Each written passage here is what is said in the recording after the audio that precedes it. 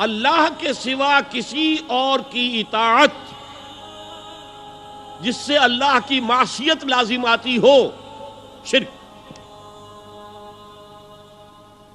لا طاعت لمخلوق فی معصیت الخالق، مخلوق میں سے کسی کی اطاعت نہیں ہوگی یہ اس معاملے میں جس میں خالق کی معصیت لازم آ رہی۔ ہاں، خالق کے احکام کے اندر والدین کا حکم بھی مانو، اطاعت کرو،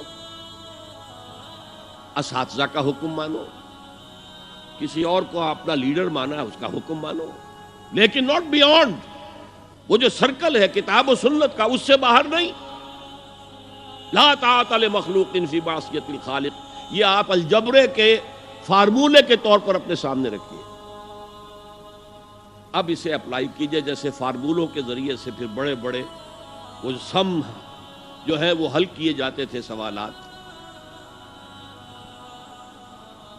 صبح کا وقت ہے، آنکھ بھی کھلی ہے، کوئی اذان کی آواز بھی کان میں آئی ہے،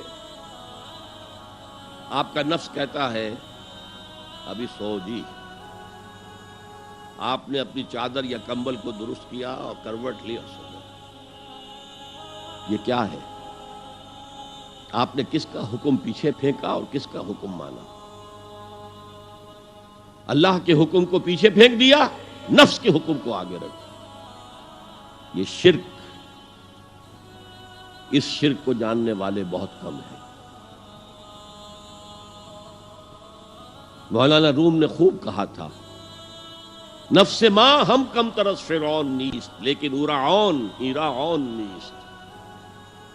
میرا نفس بھی فرعون سے کم نہیں ہے۔ فرعون نے کہا تھا نا الیس لی ملک مصر وہذہ الانہار تجری من تحتی، کیا اس ملک مصر کی حکومت میری نہیں ہے؟ اور سارا جو یہ آب پاشی کا نظام ہے، انہار کا نظام ہے، وہ میرے کنٹرول میں نہیں ہے؟ جس کا چاہوں موگا کھلا رکھوں، جس کا چاہوں بند کر دوں۔ یہ تھا خدائی کا دعویٰ، انا ربکم الاعلی۔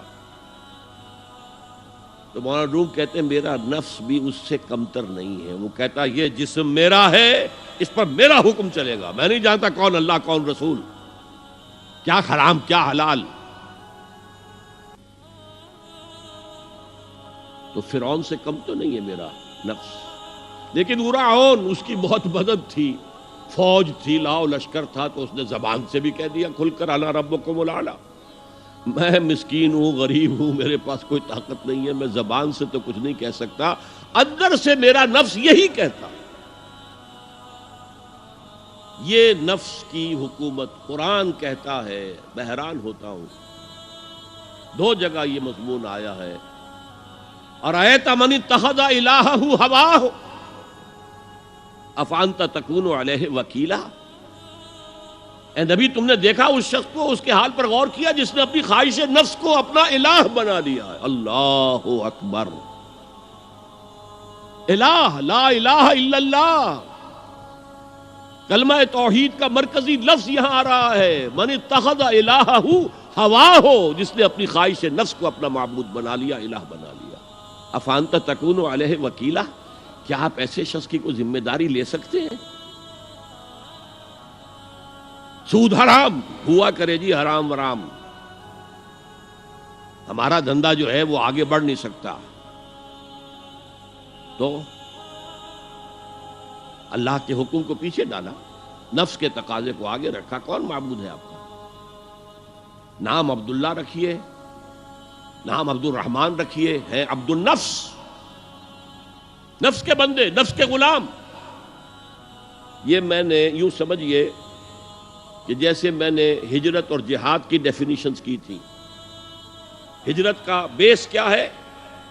پوچھا گیا ایو الہجرت افضل ہو یا رسول اللہ، اے اللہ کے رسول بتائیے سب سے اعلیٰ ہجرت کون سی ہے، افضل؟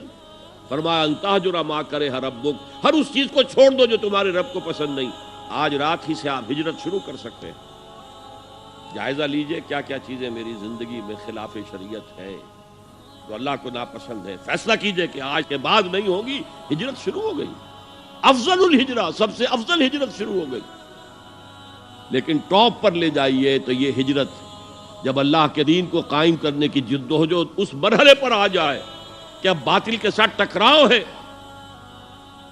اور اب چاہیے کہ ساری قوت ایک مرکز پر جمع ہو جائے، ہجرت فرض کر دی گئی، وہ ہجرت گھر بار چھوڑ کر، اہل و عیال کو چھوڑ کر، اور مکے کے بھیڑیوں کے رحم و کرم پر چھوڑ کر اپنے گھر والوں کو جو لوگ ہجرت کر کے آئے، حکم تھا۔ ہجرت مدینہ فرض تھی، ہجرت حبشہ فرض نہیں تھی، صرف اجازت تھی کہ جن سے سختیاں نہیں جھیلی جا رہی مزید وہ چلے جائیں۔ تو ہجرت کا یہ ابتدائی نقطہ، انتہا یہ جہاد، المجاہد من جاہد نفسہ، جہاد تو یہاں سے شروع ہو گیا، اپنے نفس کے خلاف جہاد کرنا۔ صبح نفس نے کہا ابھی سو جا، آپ نے نفس کی بات کو رد کیا، اپنا کمبل اٹھا کے پھینکا، اٹھے، وضو کیا، نماز کے لیے آپ مسجد چل دیے، آپ نے جہاد کیا نفس کے خلاف۔ یہ افضل الجہاد ہے، اور سب سے چوٹی اوپر یہ ہے کہ جب وہ حق و باطل کی جنگ ہو تو جان ہتھیلی پر رکھ کر میدان میں حاضر ہو جاؤ۔ هي الحلقات تحفظني بآيات من القرآن، هي الحلقات تملأني بحب المصطفى العدنان.